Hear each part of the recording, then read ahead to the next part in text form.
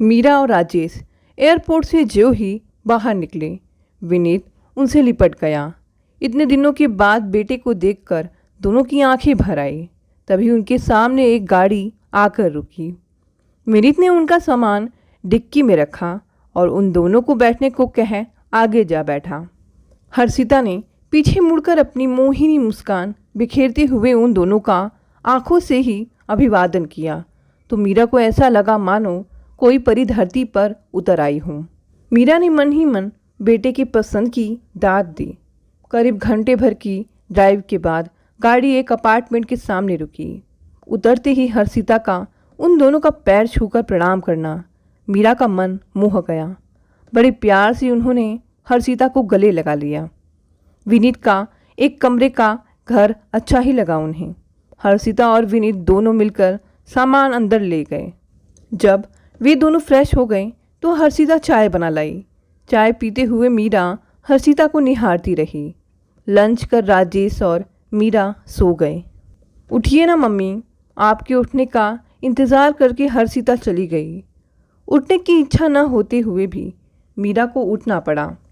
फिर बड़े दुलार से बेटे का माथा सहलाती हुई बोली, अरे चिंता क्यों कर रहा है?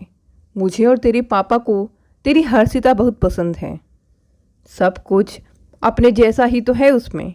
विदेश में भी तुमने अपनी बिरादरी की लड़की ढूंढी, यही क्या कम है हमारे लिए? अब जल्दी से उसके परिवार वालों से मिलवा दे। जब यहीं पर शादी करनी है तो फिर इंतज़ार क्यों? मीरा की बातों से विनीत खुश हो उठा। बोला, उसके परिवार में केवल उसके पापा हैं। अपनी माँ को तो वह बचपन में ही खो चुकी है। उसके पापा ने फिर शादी नहीं की। हर्षिता को उसकी ही नानी ने ही पाला है। उसके पापा चाहते हैं कि शादी के बाद हम उन्हीं के साथ रहें, लेकिन मैंने इनकार कर दिया। जिस घर में हम शिफ्ट करने वाले हैं वह उसी एरिया में है। कल चलकर देख लीजिएगा। बेटे की बातों से मीरा भाव विभोर हो रही थी। उनके यहाँ आने से पहले विनीत की पसंद को लेकर सभी ने उन्हें कितना भड़काया था। विनीत तो वैसा ही है, कहीं कोई बदलाव नहीं है उसमें। दूसरों की खुशी देखकर लोग चलते भी तो हैं। ऐसे भी विनीत स्कूल से लेकर इंजीनियरिंग करने तक टॉप ही तो करता रहा था। आगे की पढ़ाई के लिए विदेश आ रहा था तो भी लोगों को कितनी जलन हुई थी। शादी के बाद हर्षिता को लेकर जब इंडिया जाऊंगी तो उसके रूप रंग को देखकर सभी ईर्ष्या करेंगे। ऐसा सोचते ही मीरा मुस्कुरा उठी। क्या सोचकर मुस्कुरा रही है माँ? विनीत की पूछने पर मीरा वर्तमान में लौट आई। कुछ तो नहीं, सब कुछ ठीक हो जाए तो पूजा और राहुल भी आ जाएंगे। सारा इंतज़ाम करके मैं आई ही हूँ, मीरा बोली। विनीत ने फ़ोन पर ही हर्षिता को बता दिया कि वह मम्मी को बहुत पसंद है। दूसरे दिन सवेरे ही हर्षिता पहुँच गई। देखते ही मीरा ने उसे गले लगा लिया। फिर उसके घर के बारे में पूछने लगी। हर्षिता भी उनसे कुछ खुल गई। उसने उनसे पूछा, विनीत की तरह क्या मैं भी आप दोनों को मम्मी पापा कह सकती हूँ? मीरा खुशी से बोली, क्यों नहीं? अब विनीत से तुम अलग थोड़ी ही हो। कुछ ही दिनों की बात है जब तुम भी पूरी तरह से हमारी हो जाओगी। मीरा की बात पर हर्षिता ने शर्मा कर सिर झुका लिया। अच्छा तो मम्मी जी, आप लोग पापा और नानी से मिलने कब चल रहे हैं? वे दोनों आपसे मिलने के लिए उत्सुक हैं। फिर अगले दिन का करार लेकर ही हर्षिता मानी। दूसरे दिन सुबह से ही मीरा को हर्षिता के घर जाने के लिए ज़रूरत से ज़्यादा उत्साहित देख राजेश उनसे छेड़खानी कर रहे थे। इसी बीच हर्षिता गाड़ी लेकर आ गई। तैयार होकर मीरा और राजेश कमरे से बाहर निकले। एक युवा बेटे की माँ भी इस उम्र में इतनी कमनीय हो सकती है, सोच हर्षिता मुस्कुरा उठी। रास्ते में सड़क के दोनों ओर प्राकृतिक सुंदरता देखकर मीरा मुग्ध हो उठी कि सच में यह परियों और फूलों का देश है। एक घंटे के बाद फूलों से सजे एक बड़े से घर के सामने गाड़ी रुकी तो उतरते ही एक बड़ी उम्र की महिला ने सौम्य मुस्कान के साथ उनका स्वागत किया, जो हर्षिता की नानी थी। लिविंग रूम में हर्षिता के पापा राजेश के पास आकर बैठ गए। मीरा की ओर मुड़े ही थे कि वे चौंक गए और उनके अभिवादन में उठे हाथ हवा में झूल गए। उधर मीरा के जुड़े हाथ भी उनकी गोद में गिर गए, जिसे राजेश के सिवा और कोई देख न सका। मीरा के चेहरे पर स्तब्धता थी, सारी खुशियाँ काफूर हो गई थी। उनकी महीनों की चहचहाट पर अचानक चुप्पी का कोहरा छा गया था। वे असहज होकर सिर को इधर उधर घुमाते हुए अपनी हथेलियों को मसल रही थी। हर्षिता की नानी ही बोले जा रही थी। माहौल गर्म हो गया था कि जिसे सहज बनाने का राजेश अपनी ओर से पूरा प्रयास कर रहे थे। लंच के समय भी अनमनी सी मीरा को देखकर विनीत और हर्षिता हैरान थे कि अचानक इन्हें क्या हो गया। आखिर हर्षिता की नानी ने मीरा को टोक ही दिया। क्या बात है मीरा जी, क्या मैं और पवन आपको पसंद नहीं आए? हमें देखते ही चुप हो गई। छोड़िए, आपको हमारी हर्षिता तो पसंद है ना? यह सुनते ही मीरा सकुचा तो गई, लेकिन बड़े ही रूखे शब्दों में कहा, ऐसी कोई बात नहीं है। अचानक सिर दर्द होने लगा। कुछ भी कहिए, लेकिन यहाँ जन्म लेने के बावजूद हर्षिता की परवरिश बेमिसाल है। इसका सारा श्रेय आप लोगों को जाता है। हर्षिता हम दोनों को बहुत पसंद है। शायद इंडिया में भी हम विनीत के लिए ऐसी लड़की नहीं ढूंढ पाते। क्यों मीरा, ठीक कहा ना मैंने? मीरा ने उनकी बातें अनसुनी कर दी। राजेश की बातों से पवन थोड़ा मुखर हो उठे। बोले, तो अब बताइए कि कैसे आगे का कार्यक्रम रखा जाए। जवाब में मीरा ने कहा, हम आपको सूचित कर देंगे। अब हम चलना चाहेंगे। विनीत उठो और टैक्सी बुलाओ। मुझे तान्या के यहाँ से होते हुए जाना है। क्यों ना हम तान्या से मिलते चले?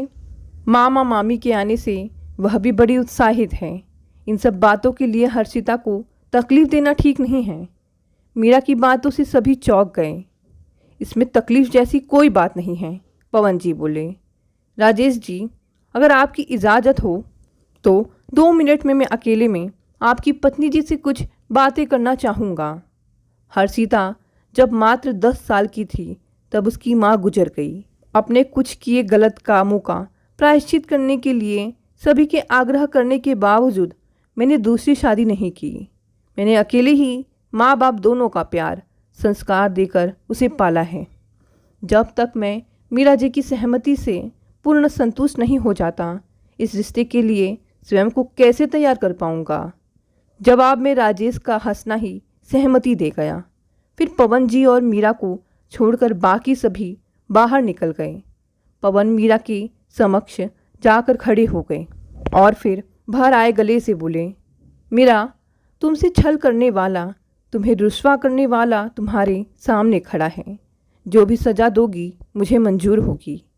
मेरी बेटी का कोई कसूर नहीं है इसमें। तुमसे मेरी यही प्रार्थना है कि हर्षिता और विनीत को कभी अलग नहीं करना, वरना दोनों टूट जाएंगे। एक दूसरे के बगैर वे जी नहीं पाएंगे। सभी की खुशियाँ अब तुम्हारे हाथ में हैं। हर्षिता ही तुम लोगों को छोड़ने जाएगी। इतनी ही देर में उसका चेहरा उदास होकर लाल हो गया।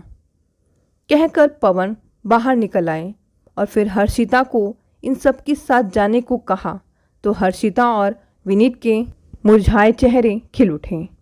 पूरा रास्ता मीरा आंखें बंद किए चुप रही। लौटने के बाद भी वे अनमनी सी लेट गई, जबकि बाहर से आकर बिना चेंज किए बेड पर जाना उन्हें कतई पसंद नहीं था। राजेश लिविंग रूम में बैठकर टीवी देखते रहे। शाम हो गई थी। मीरा उठ गई थी। बोली, सुनिए, मैं सामने ही घूम रही हूँ। विनीत आ जाए तो आप भी आ जाइएगा। और फिर चप्पलें पहनते हुए सीढ़ियाँ उतर गई। बच्चों के पार्क में रखी बेंच पर जा बैठी। आंखें बंद करते ही 30 साल से बंद अतीत जलचित्र की तरह आंखों के आगे घूम गया। बड़े ही धूमधाम से मीरा की मंगनी पवन के साथ हुई थी।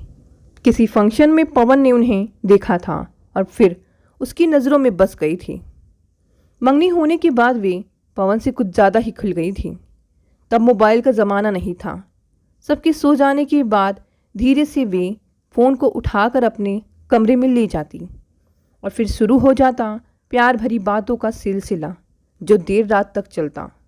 2 महीने बाद ही शादी का मुहूर्त निकला था। इसी बीच अचानक पवन को किसी प्रोजेक्ट वर्क के सिलसिले में 6 महीने के लिए विदेश जाना पड़ा। शादी नवंबर तक के लिए टल गई। वे मन महसूस कर रह गई, लेकिन पवन उज्जवल भविष्य के सपनों को आंखों में लिए अमेरिका के लिए रवाना हो गया। फिर मीरा अपनी एमएससी की परीक्षा की तैयारी में लग गई। पवन फिर कभी नहीं लौटा। अमेरिका जाने पर पवन एक परिवार में पेइंग गेस्ट बनकर रहने लगा। अमेरिका उन्हें इतना भाया कि वह वहाँ से न लौटने का निश्चय कर किसी कीमत पर वहाँ रहने का जुगाड़ बैठाता रहा, यहाँ तक कि अपनी कंपनी की नौकरी भी छोड़ दी। सबसे सरल उपाय यही था कि वह वहाँ की किसी नागरिकता प्राप्त लड़की से ब्याह कर ले। फिर पवन ने उसी परिवार की इकलौती लड़की से शादी कर ली। उसके इस धोखे से मीरा टूट गई थी। उन्हें ब्याह के नाम से चिढ़ हो गई थी। फिर कुछ महीने बाद राजेश के घर से आए रिश्ते के लिए ना नहीं की। सब कुछ भुला राजेश की पत्नी बन गई। समय के साथ 2 बच्चों की माँ भी बन गई। दोनों बच्चों की अच्छी परवरिश की। पढ़ने लिखने में ही नहीं बल्कि सारी गतिविधियों में दोनों बड़े काबिल निकले। बीटेक करते ही बेटी की शादी सुयोग्य पात्र से कर दी। बेटी भी यही हैं। दोनों मल्टीनेशनल कंपनी में कार्यरत हैं। बड़े अरमान के साथ बेटे की शादी का सपना आंखों में लिए यहाँ आई थी। कॉलेज प्रोजेक्ट में विनीत और हर्षिता पार्टनर बने और विजयी हुए। ऐसे ही मिलते जुलते दोनों एक दूसरे को पसंद करने लगे। विनीत ने फेसबुक पर माँ यानी मीरा से हर्षिता का परिचय करवा दिया था। मीरा को हर्षिता में कोई कमी नज़र नहीं आई, इसलिए उनके रिश्ते पर अपनी स्वीकृति की मुहर लगा दी। अब तक के जीवन में सभी प्रमुख निर्णय मीरा ही लेती आई थी, तो राजेश को क्यों ऐतराज़ होता। मीरा की खुशी ही उनके लिए सर्वोपरि थी। चूँकि हर्षिता की माँ नहीं थी और उसे नानी नहीं पाला था और वे इंडिया आने में लाचार थे, इसलिए निर्णय यही हुआ था कि अगर सब कुछ ठीक ठाक हुआ तो वही शादी कर देंगे। इस निर्णय से उनकी बेटी और दामाद दोनों बहुत खुश हुए। हर्षिता के पिता के परिवार के बारे में उन्होंने ज़्यादा छानबीन नहीं की और यहीं धोखा खा गई। कितना सुंदर सब कुछ हो रहा था कि इस मोड़ पर वे पवन से टकरा गई और बंद स्मृतियों के कपाट खुलकर उन्हें विचलित कर गए। बेटे से भी नहीं कह सकती कि इस स्वार्थी धोखेबाज की बेटी के साथ रिश्ता ना जोड़ो। सिर से पैर तक उसके प्यार में डूबा हुआ है, वह भी क्यों मानने लगा अपनी माँ की बात। दर्द से फटते माथे को दोनों हाथों से थाम वे सिसक उठी। तभी अचानक कंधों पर किसी का स्पर्श पाकर मुड़ी तो पीछे राजेश को खड़ा पाया। मीरा के हाथों को सहलाते हुए उनकी बगल में बैठ गए और बड़े सधे स्वर में कहने लगे, मीरा, अंदर से तुम कितनी कमज़ोर हो, मैंने कभी सोचा ना था। इतनी छोटी बात को दिल से लगाए बैठी हो। कुछ सुना था और कुछ अनुमान लगा लिया। अरे, पवन ने तुम्हारे साथ जो किया वह कोई नई बात थोड़े है। यह देश उसे सपनों की मंजिल लगा। हर्षिता की सुंदरता से साफ पता चलता है कि उसकी माँ कितनी सुंदर रही होगी। वीज़ा, फिर नागरिकता, रहने को घर, सुंदर पत्नी, सारी सुख सुविधाएं जब उसे इतनी सहजता से मिल गई तो क्या वह पागल था कि देश लौट आता सिर्फ इसलिए कि उसकी मंगनी हुई है। फिर जीवन में सब कुछ होना पहले से ही निर्धारित रहता है। तुम्हारी ही तो ऐसी सोच है। तुम्हें मेरी बनना था तो ये वहाँ से तुम्हें कैसे ले जाती हूँ। माना कि बहुत सारी सुख सुविधाएं तुम्हें नहीं दे पाया, मन से संचित सारे प्यार को अब तक उड़ेलता रहा हूँ। अचानक कल से मम्मी को क्या हो गया है पापा? विनीत का यह पूछना मुझे पसोपेश में डाल गया है। हो सकता है वह सब कुछ समझ भी रहा हो, इतना ना समझ भी तो नहीं है। मीरा की आंखों से बहते आंसुओं ने राजेश को आगे और कुछ नहीं कहने दिया। कुछ देर बाद आंचल से अपने आंसुओं को पोंछती हुई मीरा ने कहा, मैं कल से सोच रही हूँ कि अगर हर्षिता भी अपने बाप जैसी हुई तो यह हमारे बेटे को हमसे छीन लेगी। कैसे पवन अपनों को भूल गया था। उसे देखने के लिए माँ बाप की आंखें सारी उम्र तरसती रह गई और वह घर जमाई बनकर रह गया। इसकी बेटी ने कहीं मेरे सीधे साधे बेटे को घर जमाई बना लिया तो हम भी बेटे को देखने को तरसते रह जाएंगे। मीरा की बातें सुनकर राजेश को हंसी आ गई। तभी विनीत भी उन दोनों को खोजते हुए वहाँ आ गया। सकुचाई हुई मम्मी को और हंसते हुए पापा को देखकर प्रश्न भरी आंखों से उन्हें देखा। राजेश अपने आप को अब रोक नहीं सके और सारी बात बता दी। इतना सुनना था कि विनीत छोटे बच्चे की तरह मीरा से लिपट गया। बोला, मम्मी, आपके लिए हर्षिता तो क्या, पूरी दुनिया को छोड़ सकता हूँ। इतना ही जाना है आपने अपने बेटे को, फिर आप दोनों को भी मेरे साथ ही रहना है। आप दोनों के लिए ही तो इतना बड़ा घर लिया है। ऐसे भी इंडिया में है ही कौन आप दोनों का, एक घर ही तो है। आराम से अब मेरे पास रहें, बीच बीच में दीदी से भी मिलते रहें। विनीत की बातों से मीरा के सारे गीले शिकवे दूर हो गए। फिर से 2 हफ्ते बाद ही बड़ी धूमधाम के साथ विनीत और हर्षिता शादी के बंधन में बंधकर हनीमून के लिए चले गए। 1 महीने बाद बेटी, दामाद एवं नाती वापस चले गए तो राजेश ने भी हंसते हुए मीरा से कहा, क्यों ना हम भी हनीमून मना लें। हमारी शादी के बाद तो हमारे साथ हमारे पूरे परिवार ने भी हनीमून मनाया था। याद तो होगा ना तुम्हें, तुमसे मिलने को भी हम तरस कर रह जाते थे। अब बेटे ने विदेश में अवसर दिया है तो हम क्यों चुकें, और फिर अभी हम इतने बूढ़े भी तो नहीं हुए हैं। राजेश की बातें सुनकर मीरा मुस्कुरा दी और फिर शर्मा कर राजेश से लिपटते हुए अपनी सहमति जता दी।